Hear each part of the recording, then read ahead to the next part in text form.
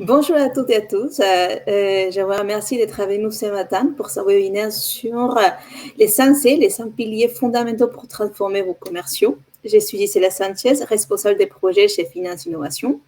Pour ceux qui ne connaissent pas encore Finance Innovation, on est le pôle de compétitivité de la finance digitale en France. Nous regroupons un écosystème d'environ 600 membres avec des profils très, très variés, car nous travaillons avec des startups, notamment des fintech, des insurtech, des fintech à sens large, des grands comptes du secteur de la finance, des banques, des assureurs, des intermédiaires, des investisseurs, des incubateurs, des accélérateurs, des autres associations et des experts conseils. Notre objectif est d'accompagner les startups dans le développement de leur business et aussi de promouvoir l'innovation dans le secteur de la finance. Nous avons choisi comme sujet de cet atelier la thématique « Comment arrêter de se faire dire « Envoyez-moi la présentation » les 5 C, 5 piliers fondamentaux pour transformer vos commerciaux. Et pour cela, j'ai le plaisir d'accueillir deux de nos partenaires, deux de nos membres du pôle très impliqués, Hervé Humbert, CEO chez Curiosity, et Hugo Ratero, VP Sales et Partnership chez Scale Risk, qui nous partagera aussi son témoignage sur les sujets. Avant de passer la parole à Hervé et Hugo pour qu'ils nous présentent leur société et ce qu'ils sont préparés pour vous ce matin, je vous rappelle que vous avez à votre disposition à droite de l'écran un chat pour poser vos questions. L'idée, c'est que cette discussion soit la plus interactive possible. Donc, n'hésitez pas à poser toutes vos questions. On va essayer d'y répondre. Et aussi, sachez que la rediffusion du webinaire sera disponible dès la fin de la séance et sur la chaîne YouTube de Finance Innovation. Alors, Hervé, Hugo, je vous laisse vous présenter. Merci Gisela. Et effectivement, je suis pas très title comme on dit en anglais. Voilà, donc je sais pas si on peut peut-être donner quelques. Voilà, effectivement, c'est intéressant. Il y a des gens qui se présentent.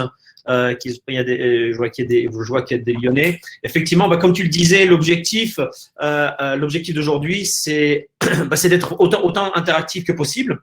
Moi, en quelques mots, et puis Hugo, je te laisserai te présenter. C'est effectivement, je travaille avec des organisations et avec des indépendants, des organisations comme celle de Hugo, et puis des indépendants qui ont différents types de challenges. Et pour information, brièvement, j'ai passé plus de 20 ans au UK. Donc, si jamais j'utilise des mots anglais, je m'en excuse par avance. C'est pas du snobisme, c'est juste la force des choses. Juste avant que je te passe la parole, Hugo, peut-être, on a un point spécifique aujourd'hui sur lequel on va travailler, mais je vais vous partager donc ce challenge. Envoyez-moi la présentation. Mais il y a d'autres choses que j'entends de la part de dirigeants et ou de consultants. Et alors, est-ce que je peux partager l'écran? Voilà. Tac.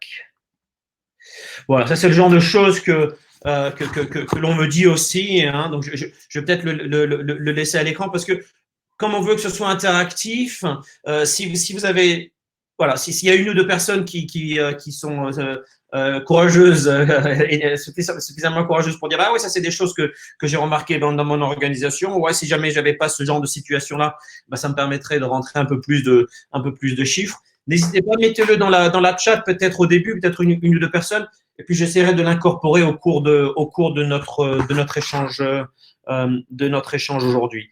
Hugo, tu veux dire quelques… Oui, alors merci Gisela pour l'invitation, merci Hervé également. Donc, moi je suis directeur commercial de Scale Risk. Donc nous, on est un éditeur de logiciels français qui édite un SaaS à destination de la finance durable. Donc nos clients sont des gestionnaires d'actifs, des assureurs et des banques. Et en fait, notre enjeu, on a pivoté, nous, au moment de la crise. On a pivoté d'un modèle logiciel lourd, intégration lourde avec des process commerciaux de 2 ans en moyenne pour vendre la plateforme à un système de vente SaaS ultra rapide, beaucoup plus simplifié. Et en fait, à ce moment-là, comme on a changé de modèle et que moi, commercialement, j'étais à l'aise avec l'ancien modèle, mais pas avec le nouveau, j'ai cherché à être accompagné et à faire accompagner l'équipe. pour qu'on retravaille notre sales process, pour qu'on retravaille un peu notre méthode de vente. Et c'est ce qu'on fait avec Hervé maintenant depuis quasiment 6-7 mois, avec des premiers résultats très intéressants qu'on va pouvoir vous partager. Voilà. Ok, merci. Alors aujourd'hui, moi j'ai un challenge. Aujourd'hui, le but du jeu, c'est pas. Moi j'ai un challenge qui est que je parle vente, je parle transformation des ventes. Dès que je parle de vente. Donc souvent les gens ont l'impression que j'essaie de vendre quelque chose. C'est pas le cas aujourd'hui. Vous pouvez pas à la fin de cet échange, vous ne pouvez pas acheter. Ok. Par contre, ce que je vais vous demander, c'est une chose. Peut-être que vous avez, alors on se voit pas, normalement c'est des choses que l'on fait de façon un peu plus active dans une pièce ou autre, mais je vais vous demander de sortir une feuille de papier et ou votre carte de visite, ok, et de mettre en haut à gauche un O, en haut à droite un N, et en bas au milieu les 4 lettres O, V, Y, R, d'accord? Et les 4 lettres en bas, vous les barrez. Okay, les O, V, Y, R, vous le barrez. Parce que typiquement, à la fin de cet échange, les gens se retrouvent dans 2 types de catégories. La première catégorie sont ceux pour qui, voilà, c'est les points suggérés, les approches suggérées sont intéressantes, ou pas, ils les prennent et puis ils les mettent en place dans leur organisation ou dans leur activité de tous les jours. Mais il n'y a pas besoin de continuer, il n'y a pas besoin d'organiser une conversation. Dans ces cas-là, vous entourez le N et fondamentalement, vous envoyez juste un email, vous dites écoutez Hervé, c'est intéressant, mais pas besoin d'aller plus loin.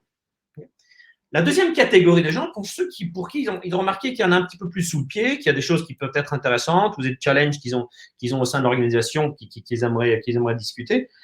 Et voilà, et ils veulent discuter, ils veulent avoir un échange sans garantie que je puisse les aider ou sans garantie qu'on puisse faire quoi que ce soit ensemble. Et dans ce cas-là, vous entourez le oui, le O, vous m'envoyez un email et puis on organise un échange par la suite. Voilà, il y a juste une décision à prendre à la fin de cet échange. J'imagine que vous savez ce que veut dire le O, V, Y, R. J'imagine que tout le monde sait ce que c'est le O, V, Y, R. Qui est-ce qui est courageux suffisamment? Ah, Nadia, merci. Donc, le O, c'est oui, le N, c'est non, et le OVYR. Hervé, nous ne pouvons plus attendre. Qu'est-ce que veut dire OVYR? Le OVYR, c'est on va y réfléchir. OK? Un oui, c'est OK. Un non, c'est OK, mais on va y réfléchir. On n'y a pas le droit. On est très direct entre nous. D'accord? Donc, il y a effectivement 5 piliers sur lesquels on travaille au cours des échanges qui sont communication, qui sont contrôle, curiosité, courage et constance. Okay, donc, je vais les prendre un par un dans le cadre de cette fameuse question du envoyez-moi la présentation. D'accord. J'imagine que tout le monde ici est familier plus ou moins avec ces fameux profils de communication ou de comportement. Les disques ou en France, on appelle ça aussi beaucoup les profils de couleurs. Est-ce que ce sont des choses avec lesquelles vous êtes familier? Est-ce qu'il y a des gens qui ont déjà fait Ou souvent, ce qui est utilisé, Hervé, en France, c'est le MBTI. Voilà. Mais, ouais. Ouais. Les couleurs aussi, ça commence un petit peu à… alors, je ne sais pas, est-ce que… Non, oui, la PNL, mais c'est plus les profils de communication. Alors, je ne sais pas si ça vous est arrivé, mais est-ce que vous avez déjà rencontré des gens Est-ce que vous avez déjà rencontré des gens? Vous avez un dialogue, mais vous n'arrivez pas ça accroche pas. Okay, vous ne pouvez pas exactement mettre le doigt sur la raison pour laquelle ça accroche pas, mais vous sentez qu'il n'y a pas d'atome crochu. Okay, est-ce que c'est des choses qui vous êtes que vous avez déjà pu remarquer? Ok, débuter sur le sujet. Ok. Alors, fondamentalement, l'aspect communication, il y a plusieurs choses dans la communication. Il y a des choses qui sont câblées, la façon dont on communique.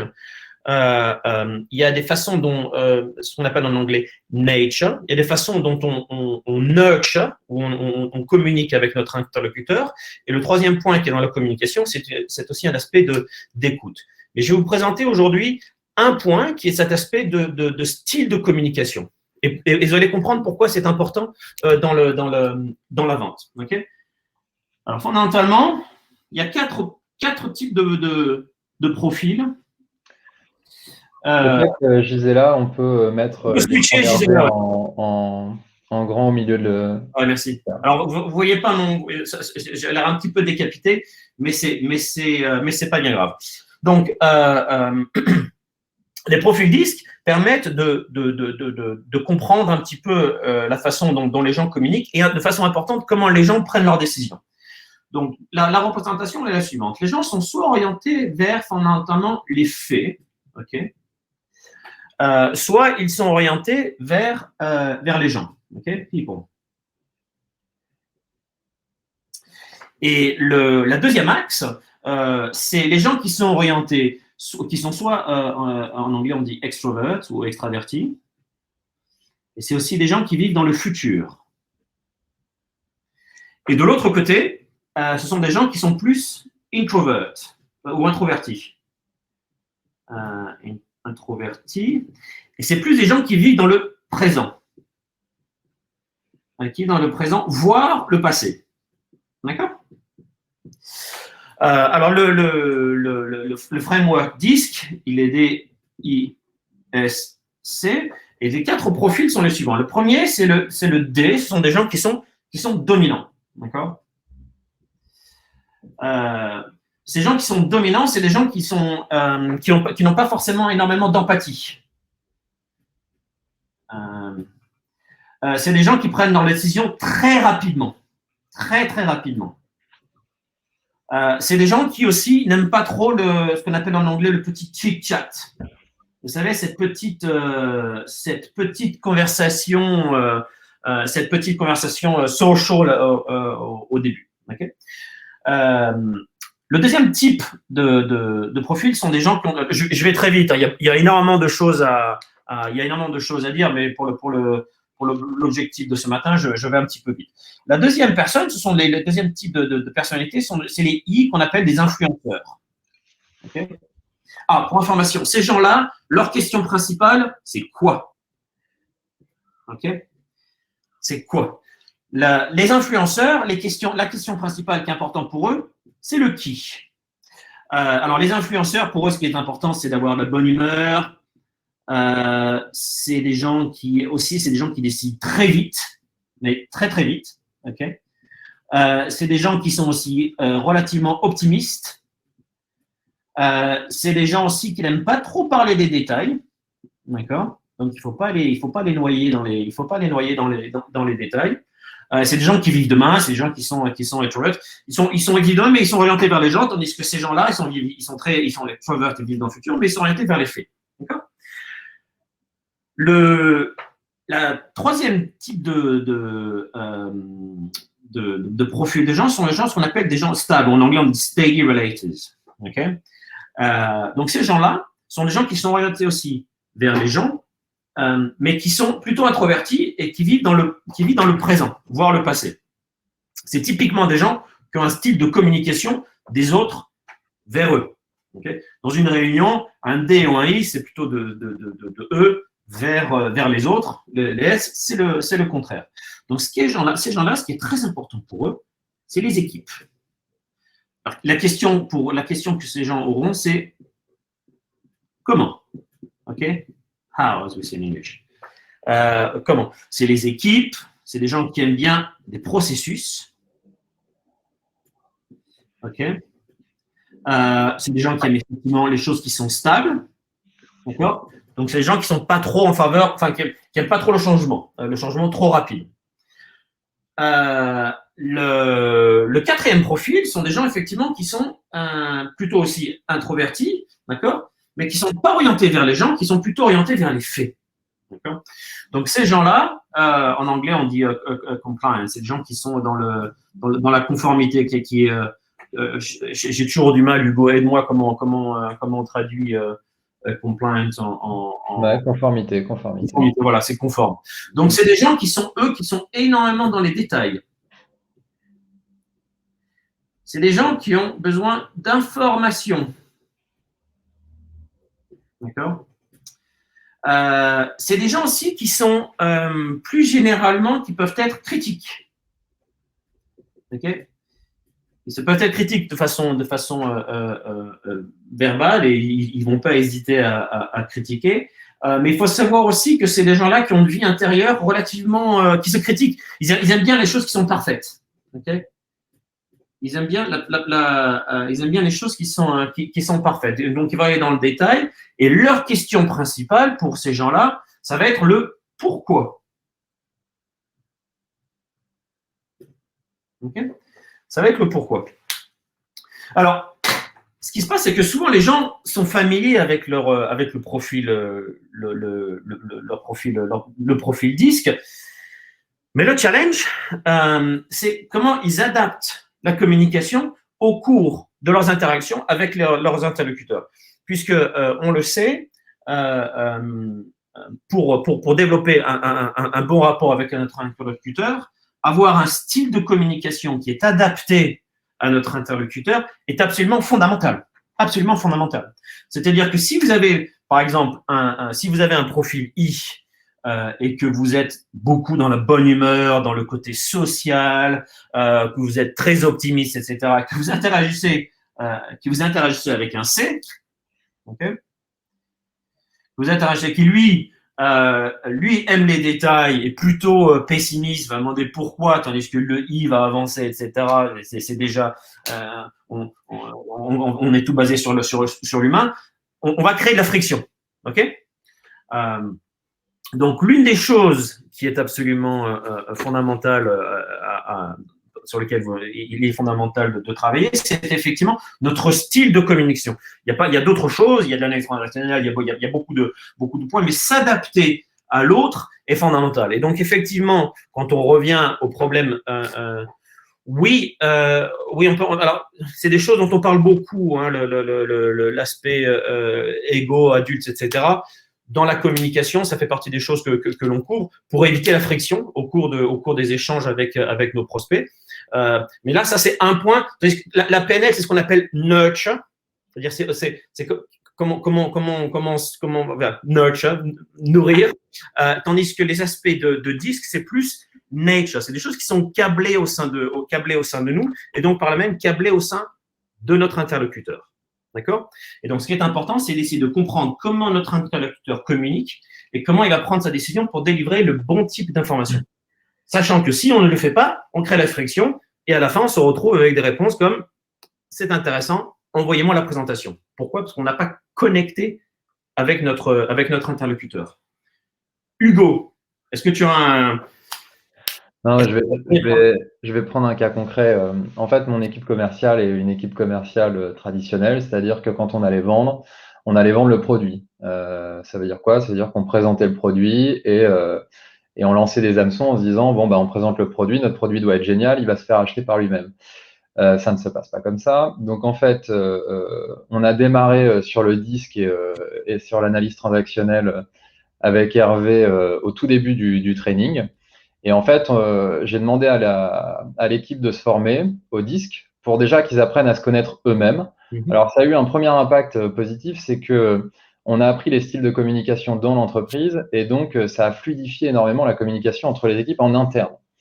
Et en fait, ça a été un jeu, donc c'était plutôt ludique et on commençait à jouer un peu avec ces styles de communication, à les analyser.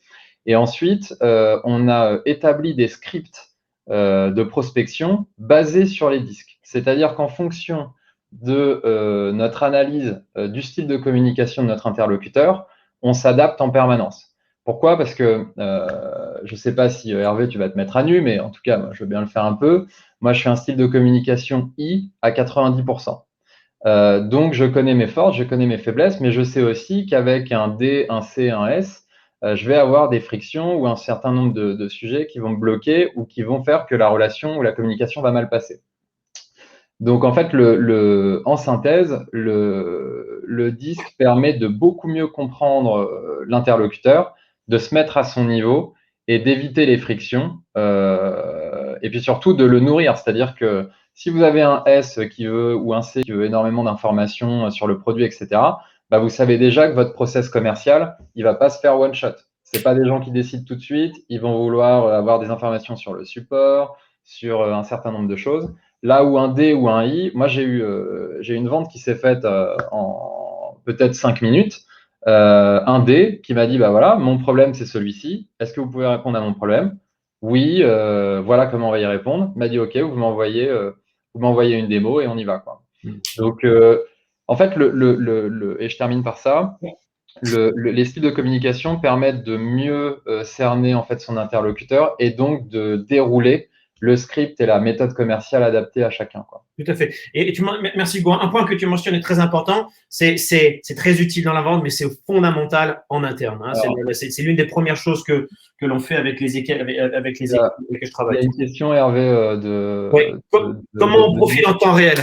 Alors, eh bien, avec l'habitude, avec un travail sur la longueur, en écoutant le type de choses dont les gens parlent. Est-ce que les gens vont parler de faits? Est-ce que les gens vont parler de gens? Est-ce qu'ils vont parler de détails? Est-ce que même dans la façon dont les gens emailent, il est possible par l'email, il est possible de comprendre le type de personnalité et par là même la façon dont le type d'information que notre interlocuteur dont il va avoir besoin et la façon dont il va prendre sa décision. D'accord ? Vous allez voir, en fait, à l'usage, hein, les profils sont assez marqués généralement. C'est-à-dire qu'un D, il va pas vous parler. Il va vous laisser parler, il va dire 2-3 phrases très sèches et il va vous dire son problème.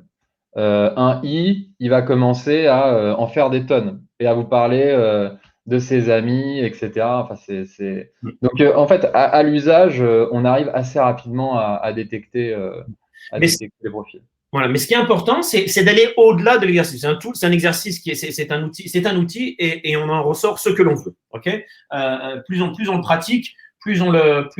Alors, Cyril dit ça dépend du cycle de vente et la durée de vente. Il y a quand même quelque chose qui est fondamental parce que nous, on était dans notre ancienne vie sur des tickets moyens le logiciel à 1,5 million par an.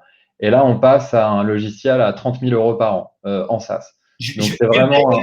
Hugo, je m'excuse, je vais me permettre de t'interrompre juste pour avancer parce que je vois l'heure qui tourne. Pour information, sales is a conversation. La vente est une conversation. Donc, que ce soit des cycles qui sont courts ou des cycles qui sont longs, la communication est fondamentale. Okay, donc, ma perspective, c'est que ce soit du court ou du long, c'est important. Alors, pour information, grosso modo, en France ou en Europe, il y a à peu près 10% de D, 35% de chaque côté du I et du S, et le delta, c'est le C, avec une montée en puissance de ces profils-là, notamment par les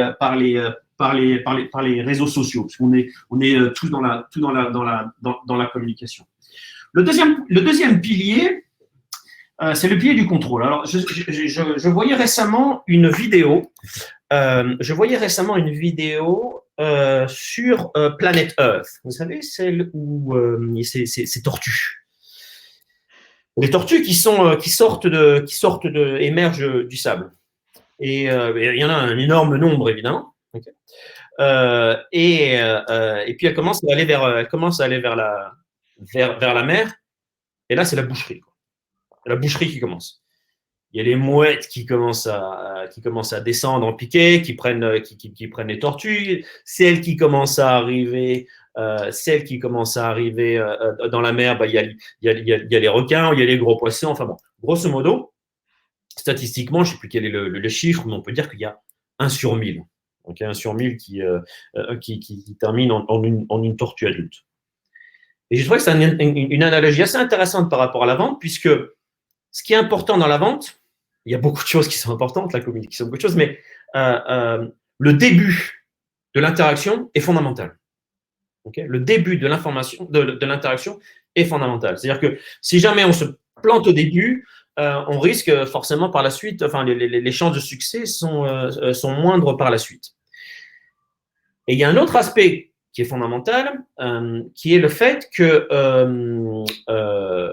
la vente, il y a énormément de psychologie au sein de la vente. Il faut comprendre que on arrive avec tout un ensemble de bagages, de baggage, comme on dit en anglais, un ensemble de scripts, un ensemble de biais que nous avons. L'une des choses que l'on acquiert quand on est petit, c'est des règles sociales. Quand vous étiez petit, que vous commenciez un nouveau jeu, un jeu d'équipe ou pas, à la récréation, qu'est-ce que vous faisiez au début? Quelles sont les choses que vous faisiez au début avant de commencer à jouer? Est-ce qu'il y a une ou deux choses que vous faisiez de façon traditionnelle? Alors, on pourra, Maria, on mettra ça de côté. Qu'est-ce que vous faisiez quand vous étiez dans la cour de récréation, qu'il y a une équipe qui arrive et avant de commencer à jouer? Il y a une chose que l'on faisait. Alors, on est tous dans la vente, mais il y a beaucoup de. Faut pas être timide. Alors, non, il y a une chose que l'on faisait, c'est que l'on définissait les règles. Avant de jouer, on définissait les règles. On disait, si le ballon sort, il y a ça qui se passe. On ne veut pas de croche-pied. Okay? Et donc, on a l'habitude d'avoir ces règles, on a des scripts au sein de notre façon d'interagir. Eh bien, la vente, c'est la même chose. Et d'ailleurs, si on ne définissait pas les règles, qui est-ce qui prenait le contrôle? C'est celui qui avait le plus de force. C'est un petit peu le bully, comme on dit en anglais. Okay? Donc, dans la vente, c'est la même chose. Si on ne définit pas les règles en début d'interaction, eh bien, celui qui va prendre le contrôle, c'est le plus fort. C'est la mouette, c'est le requin, c'est le bully qui a le plus de muscles, etc. Okay? Donc, pour ceux qui sont familiers avec l'analyse transactionnelle, il y a le concept de ce qu'on appelle le contrat verbal, qui est nécessaire à mettre en place dans les processus de vente. Il y a 5-6 points. Il y a 5-6 points qui sont importants à définir dans un contrat verbal. Le premier point, alors ça marche encore mieux si je prends un pen qui marche. Le premier point qui est à définir, c'est le temps. Ça peut paraître évident, mais réfléchissez le nombre de meetings dans lesquels vous rentrez où effectivement on ne valide pas le temps qui est accordé à ce meeting, si jamais il y a quelque chose qui a changé entre le moment où on l'a bloqué et le moment où on se rencontre. La deuxième chose qui est importante de définir, c'est l'objectif. Pourquoi on est là? Okay? Pourquoi on est là aujourd'hui? Et en fonction du processus de vente, ça peut être en fonction ça peut être au début, au milieu, à la fin, etc. Enfin, il y a plusieurs types d'objectifs. La troisième chose qui est importante à définir, c'est ce que va faire l'autre. Ce que va faire l'autre. OK? Ce que va faire l'autre. Le quatrième point qui est à définir, c'est ce que nous allons faire. Ce que nous allons faire.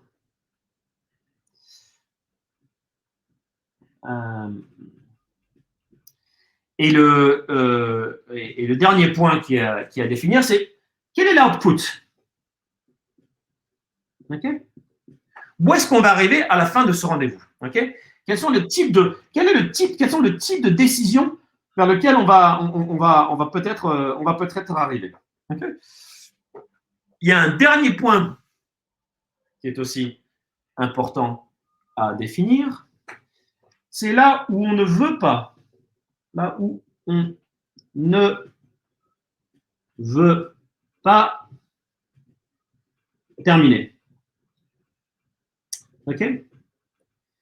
Parce que il faut que vous compreniez que nous, humains, nous ne vivons pas à l'instant présent. Nous ne vivons pas on ne vit pas sur le moment. Il y a deux types espace-temps dans lesquels nous vivons, dans lesquels notre cerveau vit. Ces deux espaces-temps sont le passé et le futur. Okay? Ça, c'est notre conscient est dans le passé et dans le futur. Donc, quand vous interagissez avec un prospect, il a tout un bagage avec lequel il arrive, de commerciaux qui sont là pour faire plaisir, qui sont enthousiastes, etc., etc. Donc, il est nécessaire de, un petit peu, si je peux utiliser cette expression, de calmer le cerveau de notre interlocuteur en disant, voilà, ben, il y a ça qui va se passer, il y a ça qui va se passer. Et à la fin, on va se retrouver à ces différents endroits. Il y a une façon d'articuler les choses. Hugo, tu pourras en parler. Et je vais très vite pour l'objectif d'aujourd'hui. Mais définir l'objectif, le rôle, enfin ce que va faire chacun et l'output l'output possible permet fondamentalement d'être beaucoup plus efficace et d'arriver à la fin et d'éviter d'arriver à la fin effectivement avec ces envoyez-moi la présentation. Parce que si vous définissez, monsieur le prospect, la seule chose que on ne va pas se permettre, c'est de finir avec un envoyez-moi la présentation, eh bien à la fin vous n'aurez pas envoyez-moi la présentation, d'accord. Le dernier rôle dans lequel alors maintenant effectivement je travaille I work for myself, comme on dit en anglais, je travaille pour moi-même, mais l'une des dernières organisations dans laquelle j'étais connu pour celui qui n'envoyait pas il avait un rendez-vous, il n'envoie pas de présentation, ok. Puisque la vente, on est là pour comprendre l'autre, et je vais peut-être un peu très très direct, mais pas pour l'éduquer. Okay. Donc ça c'est aussi un concept qui vient de l'analyse transactionnelle, mais c'est fondamental à chaque étape du processus. D'accord. Hugo, est-ce que tu as des commentaires? Oui, alors nous le contrôle, ça a vraiment énormément changé et augmenté la productivité de l'équipe. Parce qu'en fait, quand on fait pas de contrôle, et on n'en faisait pas, nous, on se retrouvait dans un meeting qui pouvait durer 30 minutes, 1 heure et demie, qui était assez peu défini. Et en fait, on se faisait balader par le prospect, c'est-à-dire lui arrivait avec sa problématique très précise, s'écoutait beaucoup. Et nous, après, on s'écoutait beaucoup aussi et on présentait notre plaquette, quoi. Et en fait, c'était complètement stérile, quoi. Donc là, en fait, ce qu'on fait, c'est que on prend le contrôle du meeting dès le démarrage. Et ce qui est fondamental dans ce que tu disais, Hervé, c'est surtout d'arriver à l'output. C'est-à-dire qu'on dit, OK, ça va durer 30 minutes, on va échanger, je ne vais pas vous présenter de support, on va discuter. Et à la fin, on va arriver à 3 endroits possibles. Soit, en fait, on s'aperçoit qu'on peut vous aider et on mettra un second meeting dans la foulée. Soit, en fait, je m'aperçois que je ne peux pas vous aider et je vous le dirai d'ici la fin des 30 minutes. Et le troisième output possible, c'est que finalement, on soit complètement à côté de la plaque et auquel cas, on arrête, quoi. Et en fait, ça permet de qualifier en 30 minutes un prospect et de se dire, OK, soit on est dans la cible, soit on n'est pas dans la cible. Et parfois même, il y a des meetings qui s'arrêtent au bout de 5 minutes parce qu'on voit que c'est mal qualifié, mais ça nous permet de gagner énormément de temps et ça permet de mettre le prospect dans notre sales process, quoi. Il y a une chose, alors il y a beaucoup de choses dans le contrôle. Il y a un contrôle initial, contrôle final. Il y a aussi le contrôle de soi en fonction de comment on interagit dans telle ou telle fonction, dans telle ou telle situation. Et il y a énormément de choses. Mais ce contrôle initial est quelque chose qui est important à définir et mettre en fait, comme tu disais Hugo, mettre en place un cadre et un output permet d'éviter de se retrouver à la fin avec envoyez-moi la présentation. Alors on va parler de courage après, je pense. Oui, on va parler. Mais c'est une excellente question, hein. En fait, si le prospect ne vous expose pas son problème, c'est qu'il est là pour faire ses courses et c'est que ça ne vaut pas la peine de continuer. Alors, en tout cas, c'est empirique, hein. C'est ce qu'on a pu voir. Un prospect qui a un problème va l'exprimer avec plaisir. Un prospect qui est là dans une prise de poste ou qui veut faire une analyse rapide de ce qui existe sur le marché n'aura rien à dire et vous demandera de présenter des choses. Et là, ça permet de qualifier immédiatement s'il y a une vente potentielle rapide ou si on est là pour l'éduquer, quoi. Mais un point qui est très important et un point qui est très important, c'est que et je vais très vite pour l'exercice d'aujourd'hui. Vous imaginez qu'il y a effectivement énormément de choses. Ces aspects de communication. Ce qui est important, ce n'est pas le message en lui-même, Denis. Ce qui est important, ce n'est pas le message en lui-même. C'est la façon dont on apporte le message. Or, moi, ce qui m'hallucine, vous avez en face de vous quelqu'un qui a fait 5 ans de physique pure, d'accord? Là, on peut parler Schrödinger, on peut parler, enfin bon, des équations, de mathématiques, etc. Ok? Je croyais que la communication c'était inutile. Or, je me suis rendu compte au cours de ma carrière que la communication c'est fondamental et pourtant c'est une skill qu'on ne nous apprend pas. D'accord. Donc, comment réagit le prospect si on demande de le faire parler en premier? Vous imaginez qu'on n'arrive pas en disant, voilà, donc vous allez parler de ça. Okay, et je vais revenir sur cet aspect d'analyse transactionnelle. On se met en parent nourricier. Enfin, il y a tout un ensemble de choses, toute une si je peux utiliser une armada, toute une méthodologie qui permet d'établir un rapport d'égal à égal. D'accord. Je vais un petit peu vite. Je passe effectivement puisqu'il ne reste pas énormément de temps, le troisième point qui est le point de curiosité. Est-ce que vous vous êtes déjà retrouvé dans une situation avec un commercial qui vous disait des tonnes de choses intéressantes, okay? Vous adhériez à l'approche, à ce qu'il disait, mais vous accrochez pas, vous accrochez d'un point de vue intellectuel, mais vous n'accrochez pas d'un point de vue émotionnel. Est-ce que c'est des choses que vous avez déjà identifiées ou pas? Enfin, j'imagine que c'est pas des choses que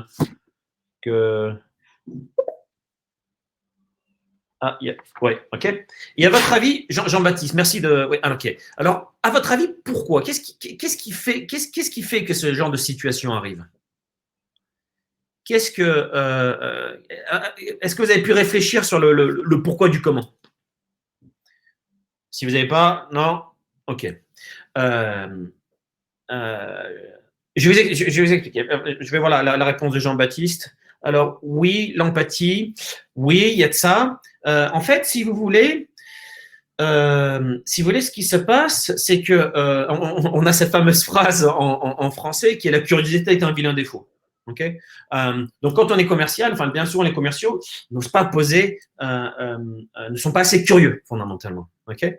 Y a un problème de rapport avec notre interlocuteur. Il y a un rapport master-servant, comme on dit en anglais, et on n'ose pas poser des questions. Donc, très souvent, le type de questions qui sont posées sont ce qu'on appelle des questions. Ou alors, oui, Jean-Baptiste, il y a effectivement ça, tout à fait, mais il y a aussi le type de questions que l'on pose. Okay. Le type de questions que l'on pose, bien souvent, ce sont des questions. Oui, on peut en parler sur les problèmes d'écoute active, ce qui est le premier pilier communication, mais c'est le type de questions que l'on pose. Et le type de questions que l'on pose, très souvent, sont ce qu'on appelle. Attendez, je vais peut-être effacer.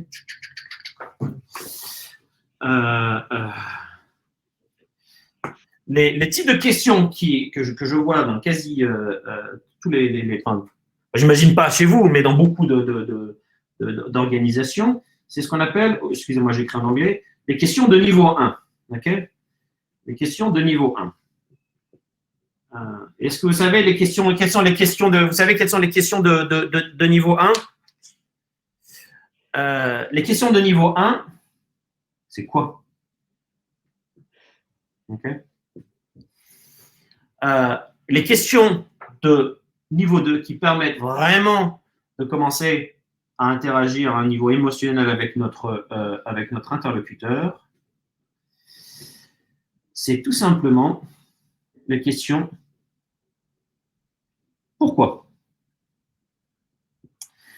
Parce que fondamentalement, poser une question quoi, si vous posez une question quoi à 3 personnes au sein d'une organisation, il est très fort probable que les 3 personnes vous donnent la même réponse.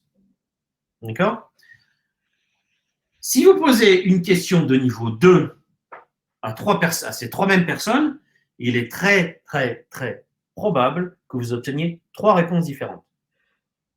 Et ce que vous faites en commençant à vous intéresser, en étant curieux, il y a tout un ensemble de questions à poser, je ne vais pas rentrer là-dedans, hein, mais si vous commencez à creuser sur les questions de niveau 2, fondamentalement, vous développez le côté émotionnel avec votre interlocuteur.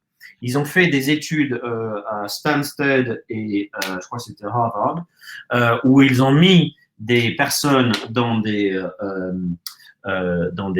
scans, etc. Et il pose effectivement ces fameuses questions de niveau 2.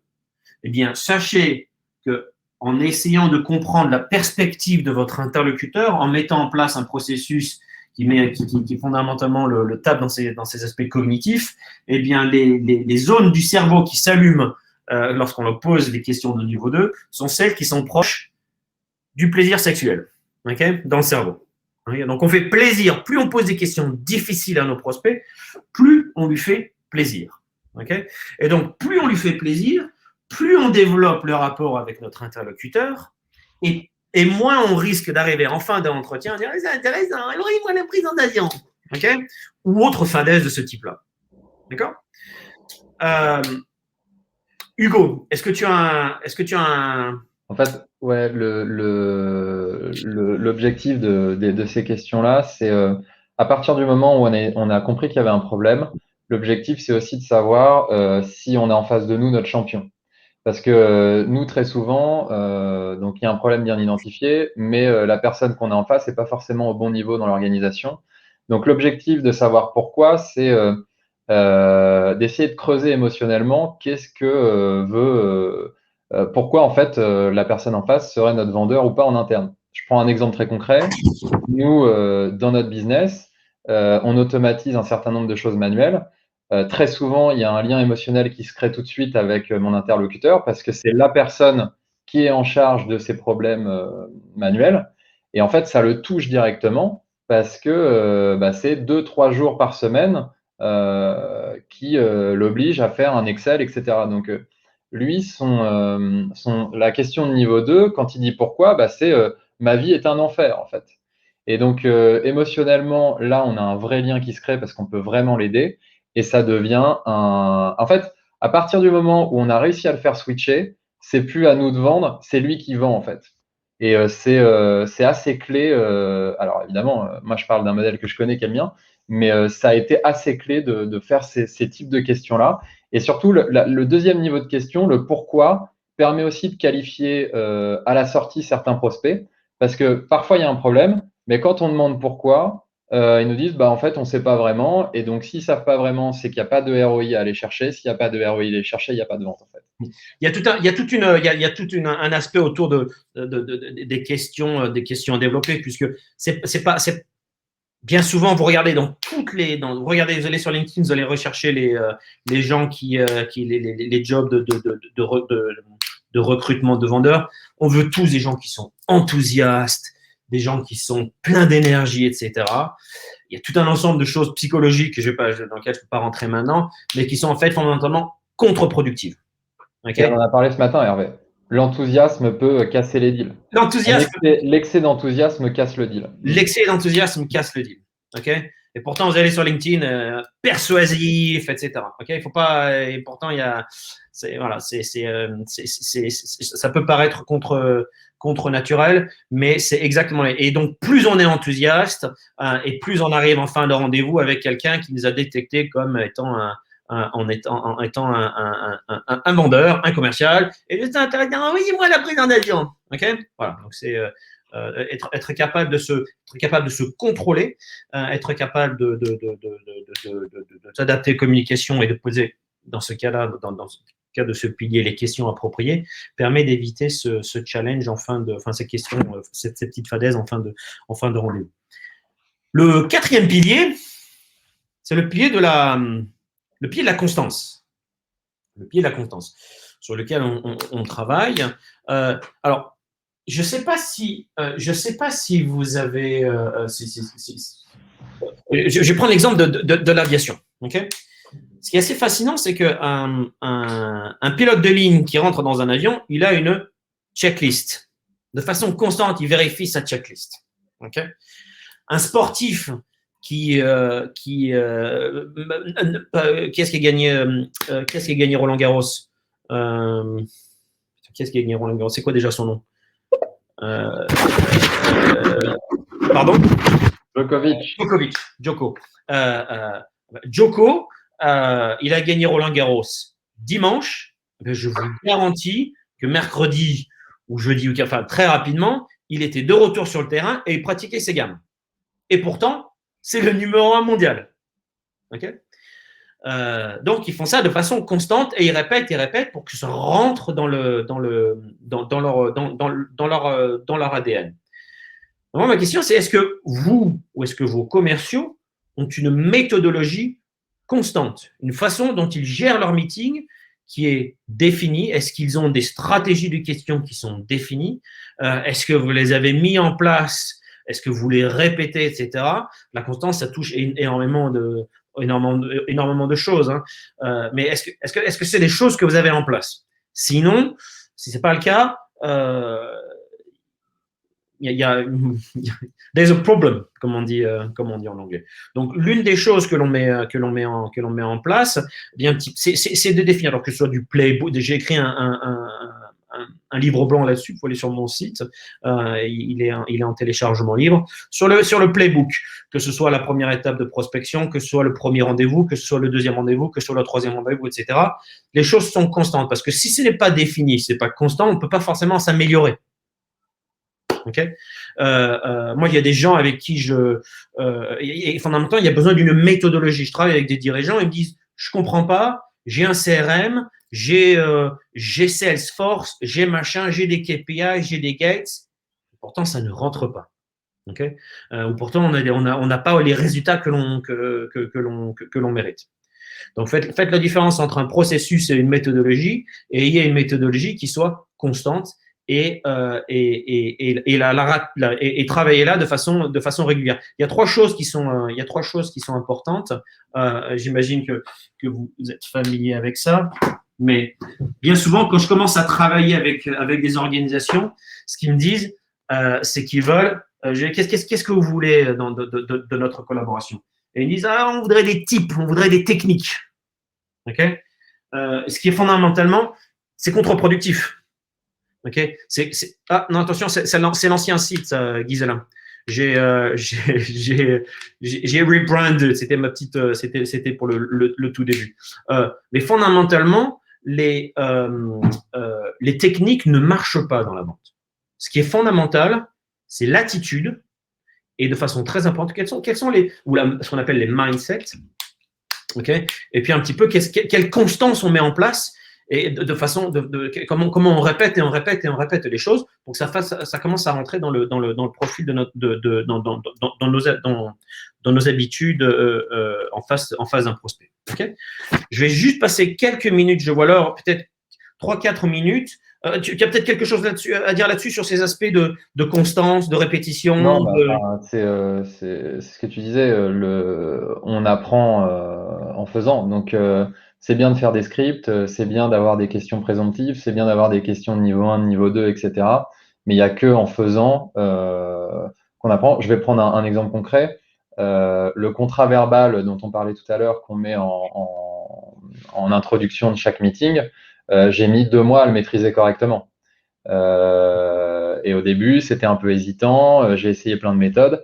Et maintenant, j'ai un contrat verbal qui est en place, qui est solide, que j'ai pu expérimenter sur les 4 types de profils. Et maintenant, je sais comment réagir. Donc, en fait, l'objectif, c'est vraiment d'avoir un toolkit avec les 5C, avec un certain nombre d'outils derrière que le commercial va pouvoir utiliser au bon moment et avoir surtout les bons réflexes, parce qu'on n'en a pas parlé, et donc s'entraîner pour avoir les bons réflexes et s'appuyer sur un toolkit qui est totalement contre-intuitif. C'est-à-dire que tout ce qu'on vous dit aujourd'hui, tout ce que nous, on a mis en place chez ScaleRisk pour arriver à des ventes SaaS, c'est complètement contre-intuitif. Ne pas envoyer de brochure, parler du problème pendant 20 minutes du prospect et ne quasiment pas dire mot, et ainsi de suite, c'est des choses qu'on ne fait jamais. Et en renversant en fait ces choses contre-intuitives, on s'aperçoit que quand ça match avec le prospect, moi, très régulièrement, on m'a dit, vous avez une méthode qui est très différente des autres et vous m'amenez à réfléchir. Et donc, je précise mieux le problème, je précise mieux ce que je veux. Et voilà, donc juste pour conclure, il faut juste s'entraîner. Il n'y a pas de secret, il n'y a aucun secret. C'est un point important que tu mentionnes. Alors, c'est vrai que, comme je le disais au début, moi, j'ai une approche un peu, c'est plus de 20 ans en UK, et des fois, j'ai des dirigeants qui on a besoin de 2 jours de formation. ça ne marche pas. Alors peut-être Hervé, si ce qui est intéressant de ce qu'on fait, c'est que ce qu'on a fait avec Hervé, donc on a d'abord commencé avec le toolkit et ensuite on se voit une matinée par semaine pour faire ce qu'on appelle nos War Stories. Donc en fait, mon équipe vient présenter ces 2 plus gros sujets commerciaux de la semaine et vient expliquer comment il les a traités, quelles ont été les faiblesses, quelles ont été les forces, etc. Et on réanalyse chaque sales cycle en fait par sales et on passe ça à l'analyse de nos outils. Et en fait, là, ça permet vraiment de mettre une équipe commerciale en mouvement parce que on apprend évidemment des erreurs ou des avantages des autres et ça crée une dynamique extrêmement positive et qui fait qu'on apprend vraiment et on avance un peu plus chaque semaine, quoi. Ouais, tout à fait.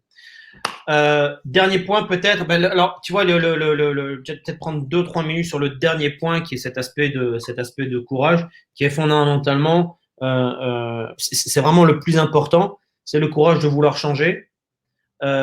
C'est une question de mindset.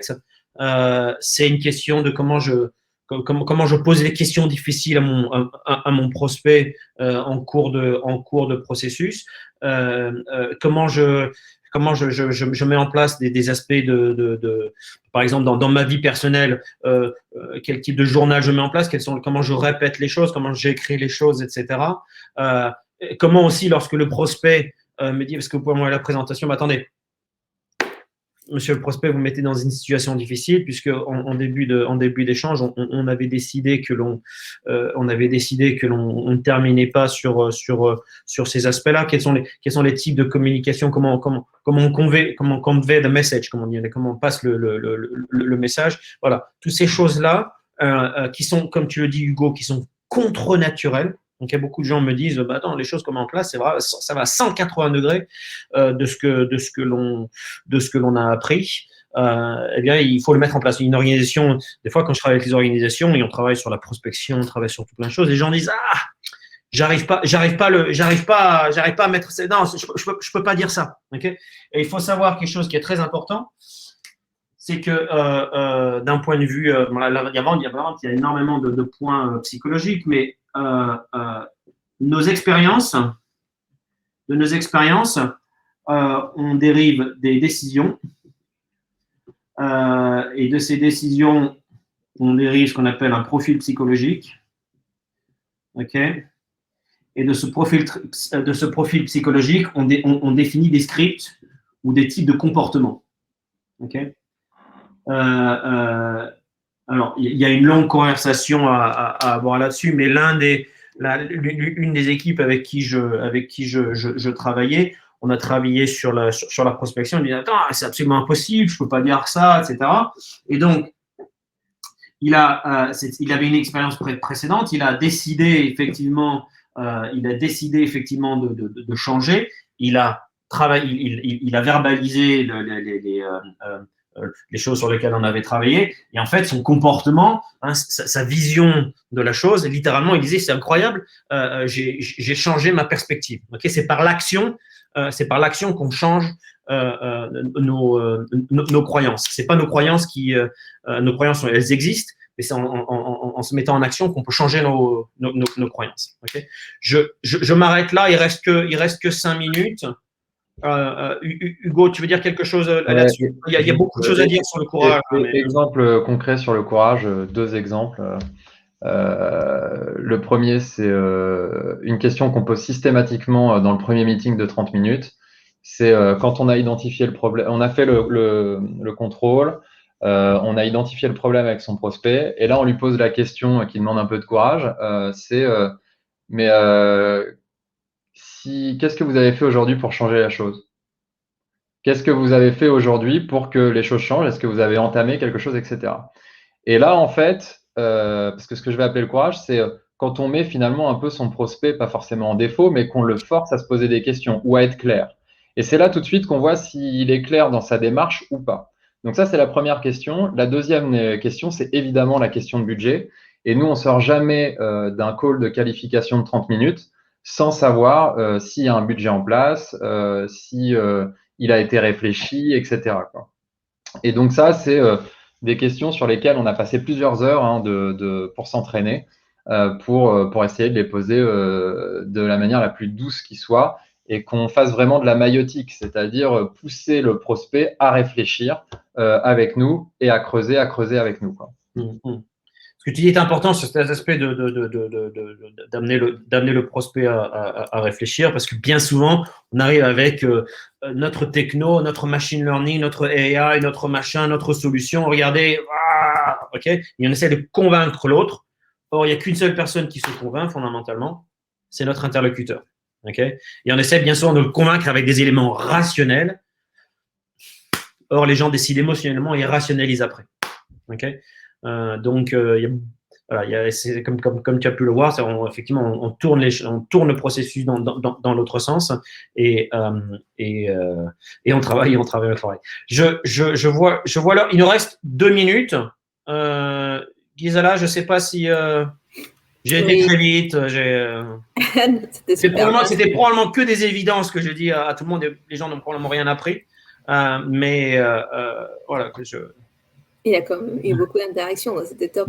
Il avait seulement une question que je ne sais pas si tu souhaitais répondre par rapport à la communication écrite. S'il faut faire plusieurs versions pour atteindre plusieurs profils. Est-ce que je sais que tu as un peu répondu, mais est-ce que tu quelque chose? Oui, alors moi en email,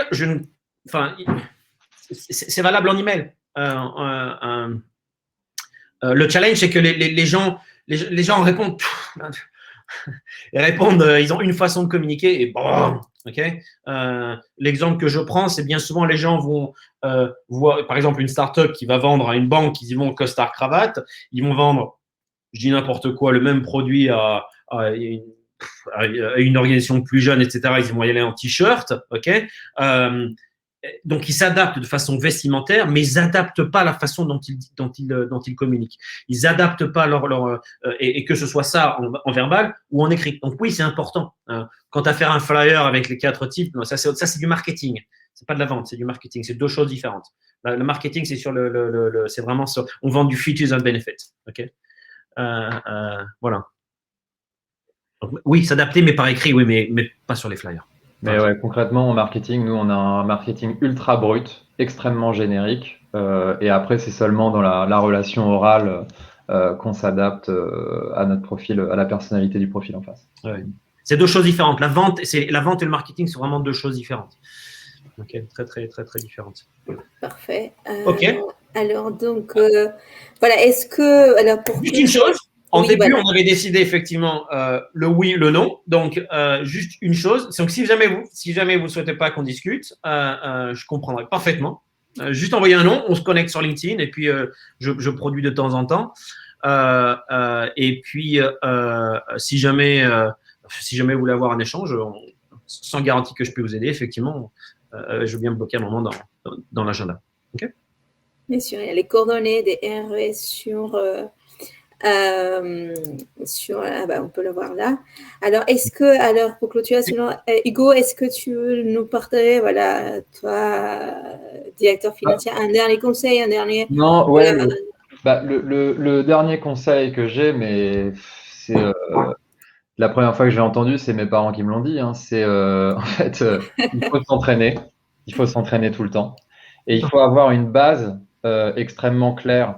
C'est-à-dire que moi, j'ai eu des sales qui faisaient toujours la même chose sans réfléchir, qui prenaient tête baissée leur fichier marketing et qui lançaient toujours de la même manière et ça fonctionnait, mais ils n'étaient pas dans une logique d'amélioration continue. Ouais. Et en fait, là, lier la psychologie de l'individu avec un process qu'on retravaille en permanence pour l'affiner, ça permet comment ça s'appelle, de vraiment accélérer et nous, ça se voit dans les chiffres, c'est le jour et la nuit. C'est vraiment le jour et la nuit, quoi. Oui, il y a effectivement un travail à faire sur soi par des aspects de journaux, par des aspects, enfin, c'est vraiment… Alors, c'est pas de l'athétisme, mais Hervé, on n'en a pas parlé, mais ce qu'on fait aussi, c'est que nous, et j'ai demandé à mon équipe de le faire, on tient un journal quotidien avec des questions simples Qu'est-ce que vous avez bien fait la veille? Qu'est-ce que vous pouvez améliorer? Quelle est la gratitude que vous voulez avoir aujourd'hui? Etc. Et en fait, on a défini avec Hervé une quinzaine de questions très claires, très précises, que chacun remplit le matin. Et à la fin de la semaine, donc le vendredi ou en début de semaine d'après, le lundi, on fait une synthèse et chacun nous dit un peu son échec, sa réussite et son mood du moment. Et en fait, ça permet vraiment de mieux se connaître et sans y réfléchir vraiment, vous êtes tout le temps en train d'essayer d'améliorer votre méthode, quoi. Tout à fait. Tout à Et fait. ça permet de mettre le commercial en mouvement, en fait, tout simplement, et qu'il ne soit pas figé avec sa fiche marketing, quoi. Tout à fait. Parce que c'est pas qu'on explique quelque chose à quelqu'un, c'est pas que l'on sait quelque chose de façon intellectuelle que émotionnellement on est capable de l'articuler. Tout à fait. Tout à fait. Merci beaucoup, Hugo. Super riche de t'avoir aussi en tant que témoignage. Merci beaucoup, Hervé, pour toute cette piste, pour toutes ces informations. Je pense qu'il reste encore des questions sur plus de détails. C'est vrai que c'est difficile de répondre à tout. C'est difficile, je vais très vite. C'est effectivement. Donc voilà, n'hésitez pas aux participants. Il y a les coordonnées d'Hervé. Contactez-le ou contactez Finance Innovation. Contactez-moi et on peut faire la mise en relation sans problème. Après, ce qui a marché pour Hugo ne marchera pas forcément pour vous, mais voilà. Bien sûr, mais c'est dans tout l'intérêt de faire quelque chose de plus personnalisé au cas par cas. Voilà. C'est clair. Très bien. Donc, merci à tous les deux. Je vous souhaite une excellente journée et à très vite. Ciao, ciao. Bye bye. Bye.